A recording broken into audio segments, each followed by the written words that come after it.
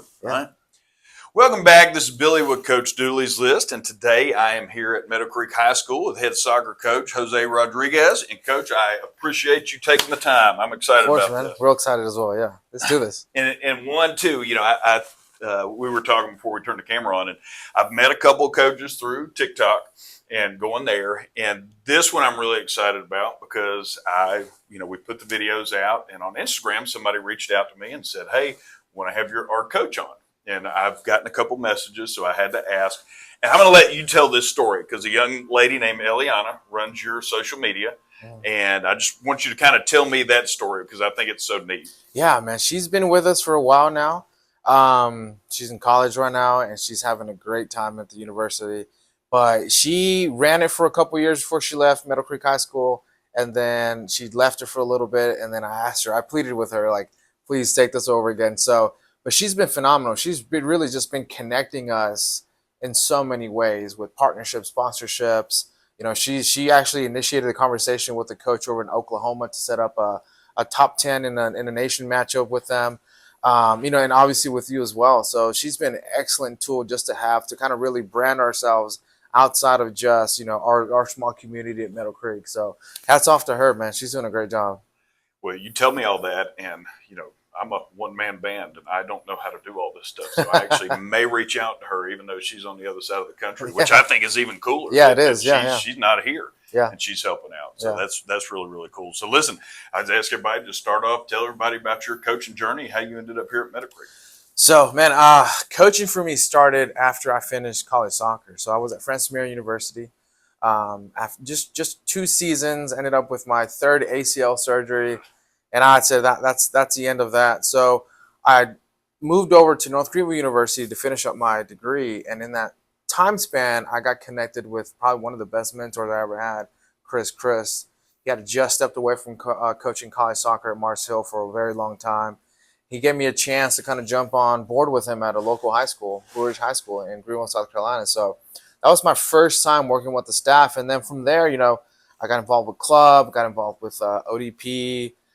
We moved to Athens with my wife. I was at Prince Avenue for a short season. Then I ended up at, I think it was Athens United for a little bit, Madison County High School. And then I was pretty fortunate enough to spend some time with the El Salvador Youth National Team, their youth team there as like a 3-month, 4th-month internship. And then on top of that, I did a 30 under 30 program with United Soccer Coaches, which is a really awesome networking experience. Tyler Pineda is another native of Georgia who's done the same program over in Jefferson. So I'd spent a little bit of time with Emmanuel College as an assistant to the reserves team. And when COVID hit, it just changed everyone's life. Yep. So my wife and I sat down, and we were about to have our 2nd kid. We had one who was 2 years old already. So we decided, it's time for me to kind of step back. And I did. I stepped back for a year. I thought I did it fully intentionally. Looking back now, I was still kind of dabbling with soccer here and there. But it was a good experience for sure. And, later on, as soon as around the time of March 2021 is when a good friend of mine reached out and said, hey, you should get back into coaching. And he started mentioning some schools. And I'm being 100% honest here. I went on Google and I typed in school with most Latino students. And Meadowcreek High School was the first one to pop up, and I said, I'm applying there. So I applied. I got the job, not as a coach. I didn't advertise my coaching at all. I wanted to get hired as a teacher. I was like, I want to get hired as a teacher, not as a coach. But eventually, I think the AD at that time just searched me up, and he found some stuff. And he's like, hey, you didn't tell me you coach. So it took a while to get me to take over, but I want to give props to Coach Ubriaco. He was the head coach when I first got here in 2021, and he humbly stepped down so that I could take over and became my assistant. And he's still here. So he's a great human, man. Great human, yeah. So, yeah, I've been here for 5 years now, and it's been some tough years, but every single year we've seen growth either internally inside the building or on the field. No, that's awesome. And like I told you, I kind of did my research when she reached out, and I could tell, just the numbers, just simply looking at the records and how things have changed. And I love what you were telling me. This school's given you the ability to focus on soccer, And you have a great job here in the building that you're able to work with kids and make a difference there. But Yeah. I love your whole story, and I'm excited about it, and definitely following along. Y'all play Parkview next year? We do, yeah. We play them. We'll play them for as long as we're in the same region. Yeah, Oh, so yeah. y'all are. We, I never can keep up with we're all in the the same changing region. Yeah, regions. So yeah. So last year was our first time back in it for maybe in the last 6, 7 years. okay, Yeah. So we're back. I'm going to get that. I'm coming to that one. You should, man. It should be a good game. That'll Yeah. be fun. Red's So a great guy. and going through, I mean, gosh, doing some international stuff, club stuff. I always think it's cool how, I've talked to like some softball coaches. They've done travel ball and then, doing high school ball and just the differences and all. But you've kind of seen all different sides of it. So, you take different bits and pieces and you decide, hey, this is what I want to make the program here. So, what is it you want your soccer program here at Meadowcreek to be known for? That's a great question. Thank you for asking that. I think the there's so many things. When I took over this program, I had a vision that I wanted to treat it and run it like a football program. Right. If you look at football programs, they have most successful ones. They just have such deep community involvement, Yep. deep roots with their alumni. They go above and beyond on game day. So my thought was like, why not replicate that, but on spring season? But if I could narrow it down to a couple of things, is that okay? Just a few things.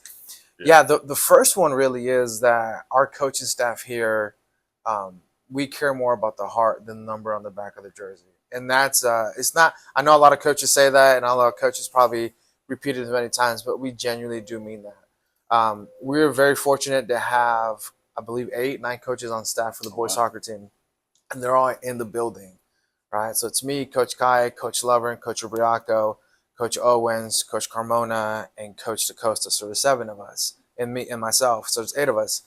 And that's amazing. Yeah, we care about the kids. We genuinely care about the kids. We will hold them accountable. We will have those difficult conversations. We will not allow them to participate in certain things off season or in season because we know that the game is going to end at some point. Right. We know it's going to end, whether it's in 10 years or 5 years, it's going to end. So we want them to know that their value to us has nothing to do with a Tuesday night or a Friday night. It has everything to do with who they are as a human. The other pieces too is we love to set ourselves apart from everyone else. It takes risk to do that. We recently just became, I think I was just telling you, we became the first high school in the nation to sign a contract with a recruiting agency. Man, we're about to turn this space over here into a soccer lounge area for study hall, for rest, for recovery. We have our own locker room we're about to remodel and fix up a little bit. We have a great feeder system with our youth academy here after school. And we have such a strong booster club, the way that we run it. We run it like a true nonprofit. But going back to that one piece, the most important thing for us is making sure that these parents understand that we care and love for their kids outside of the game. And that's taken some time. I think this community has experienced a lot of hurt in the last couple of decades. And I think it's also just been seen as a place where, there's not a lot of parent involvement or kids are not the greatest kids, but in reality, it's the opposite. The parents want to know that we care and love for the kids, Right. and the kids want to know that we care and love for them. Yeah. Well, I think too, when you have so many, you get pulled in so many different directions as a head coach, that if you have those great assistants that you trust and can instill all the values and your vision and everything into those boys, and having that many, they're seen all around the school. They are. They're not walking through, wandering around like who's there. They're always there. And that makes such a huge difference. So that's really, really cool. So in building all those relationships with coaches and with your players and that kind of stuff that I know you're so invested in, there's always coaching moments. Could be here, could be anywhere. What's one of your favorite coaching stories from over the years? Man, I would say the most impactful experience I had was here at Meadowcreek. I had just come from, like I was telling you, coaching at the international level, coaching in college, coaching in Madison County, different communities, right? Mm-hmm. So you experience certain situations and, you think you're being enlightened. But it was here at Meadowcreek, my first year, I had a player who, man, he would miss about 9 days of school at a time, right? I get so frustrated. Like, what is he doing? Even during the season? Even during the season, right? I'm like, what is he doing? He's such a talented kid. He's wasting his God-given talent. And around November, is when I finally sat down with him and I talked to him. I was like, hey, what are we doing? You're missing 9 days. You come on the 10th day. He figured out the system. If I don't miss 10 straight days, I'll be good. I just missed That 9 letter days. comes in the mail. Oh, That's yes. right. So he just sat there and he broke down. And we just started, weeping. And I'm like, oh man, what's going on right now?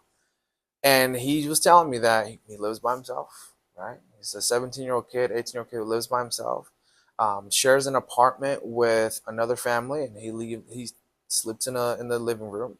And the reason he misses so many days is because for 8 to 9 days he'll go work roofing, and on that 10th day he'll come to school. But when I tell you that from if he misses 8 9 days, he'll be in school for 4 to 5. He would get all his work done. There wasn't one missing assignment left. There wasn't one. That's amazing. Yeah, and he had great grades. He had 90s and 80s the whole time. So when soccer season came, it was the first time where I literally had to learn how to adapt as a coach.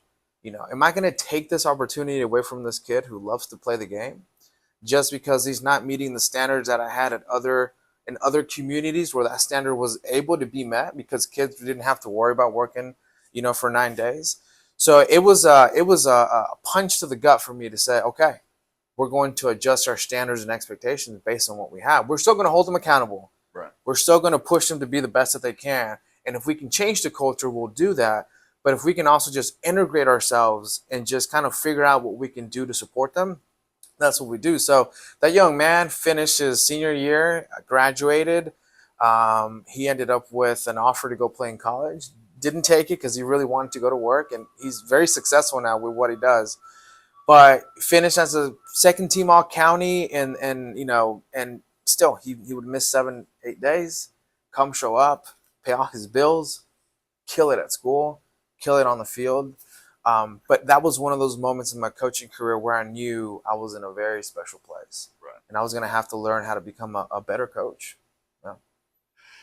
Well, and I sit there and think too, there are so many opportunities as coaches. And I think too, as coaches, especially young coaches, have to see them as such, as opportunities, because, and this, and even going back to saying, hey, I'm going to run it as a American football program. Yeah. You don't get to miss days. There is the accountability, but missing that many days in a row. But like you said, that kid's trying to make a better life for himself. Mm-hmm. And, he could have ended up going to play in college if he wanted to. That's not for everybody. But also having the wherewithal to say, you know what, this is what's best for him. That's when you really, truly show as a coach, like, hey, you do care. Because then on the flip side, you may or may not have gotten a question from another kid or a parent going, why does he get to miss? Yeah. I've got to be here every day. Yeah. Because they also don't see what goes on at home. Sure. You can't tell them those things. Can't share that. You can't do that. And you also, if there is punishment or accountability in other ways, it doesn't always make sense. Yeah. And so that makes things difficult. So shout out. That's awesome too. Yeah, it's a great kid, man. I'm still in touch with him. He calls me probably on a regular basis, once or twice a month. Yeah. 5-10 minute conversations, and it's so good to hear he's doing well. That's awesome. Yeah. So, with that, obviously, you've been in a couple of different coaching situations and doing things, a little bit differently than a lot of people do.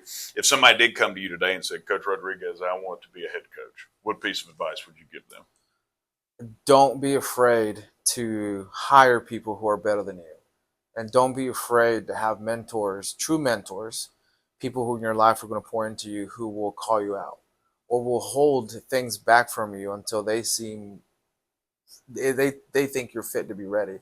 And I say that because in my time, right, I've had Coach Jeff Hubbard as one of my first mentors, Chris, Steve Krause, Toby Tate, Michael Palmer. I could keep going down the list, and just also having mentors in my life outside of the sport. And when I go back and talk to these people, right, Dr. Steve Krause is another one for me too. When I go back and I talk to these men, and I share about my situations or my stories or my perspectives, they come with a clear mind, right? And they're able to look at it from a non-emotional attached situation from it. And I think it just helps so much because I remember going back when I was 20, 21, 22, when I first started coaching, and I was with Chris, and man, I had a couple of schools reach out to me, wanted me to be the head coach. I'd been at Blue Ridge for a little bit. and he flat out told me, no, you're not ready. I was a little upset. I was like, what do you mean I'm not ready? It's hard to tell a young man that. I was like, I know I'm ready. I know the X's and O's. I know all this. He goes, yes, but do you know how to balance the relationships? Do you know how to balance the life? Do you know how to balance the different types of kids and all that? And my answer in my head at that time was yes, but looking back now, it was a clear no. Right. So he really protected me, and I think I grew to become a better coach because of him. And the story just goes on and on and on and on. But yeah, having that mentor that you can rely on is huge, and then also just having people around you who know the game better than you do just keeps you humble. Yep. It doesn't allow you to just puff up and think this is all you doing it. So that's why I hire the coaches that I have, man. They're Coach Will Lovern. He should have been the head coach of Central Gwinnett. He came here as an associate head coach. Coach Kaye probably could have been the head coach of Discovery. Came here as an assistant coach. Coach Ubraka should be a head coach at any other school. He's an assistant here. Coach Carmona is a great keeper coach. Should be a head coach at a different school. And he's here helping out. So, yeah, mentorship and just hiring up has just been so crucial for my experience as a coach. No, I love everything that you said, but going back, you said Coach Chris talked about being able to balance things. Yeah. This wasn't a question I sent you, but we talked before we turned the camera on about you being able to walk away from things. Yeah. So one of the things too I hear from so many coaches, really off camera nowadays, is just the burnout, and that's one of my big things is trying to help coaches out. And you said something that I think is huge, and I want other people to hear. So, what do you do when you leave here each day? Yeah, so, and I'm going to make sure I give credit to where it's due. Dr. Steve Krause was one who taught me that phrase, be where your feet are at. Mm-hmm. It's a great mentor of mine. And essentially, when I leave home around 5 a.m. and I get here, my job from 5:30, 6 o'clock in the morning till 2, 3 o'clock during the off season is to be the best behavior specialist, the best support system for our admin, the best head coach in the building, the best support for my assistants, and the best mentoring coach to my players, right? But when that time is done and my feet leave this building and I get into my car and I drive to pick up my kids, I got 3 kids, 2 boys and a girl, 7, 3, and 5, then my coaching hat is off. My behavior specialist hat is off. I will not answer text messages. I won't answer phone calls. Of course, if it's an emergency, that's something different. But, when I'm home, I'm home. And it's taken time to get there. But then again, I have to point back to this. Why have I been able to really put this into practice effectively? It's my mentors. My mentors told me some really difficult stories for me to process about people they knew who had gone through some difficult life situations because they chose the sport over family. Right. They chose the sport over marriages. They chose the sport over their own physical, mental, and emotional health. So instead of, being able to give back to the community, which is really what we all want to do, we want our community to get better, stronger, we want our kids to feel like they're being supported. Instead of being able to do that, you're just limiting yourself to do that. So to be able to give myself to the max from 6 a.m. to 2 p.m., I got to give myself that rest and disconnect from this, which is tough to do. Yep. It's not easy because we're being called to this, right? So to be called to that and then say, I'm going to pause for 8, 9 hours and take over it again in the morning, it's a tough one. But, I'm not perfect. There's days I don't necessarily follow that 100 all the way, but I will say probably 8 to 9 times out of the time, I'm thankful that I'm pretty consistent with that.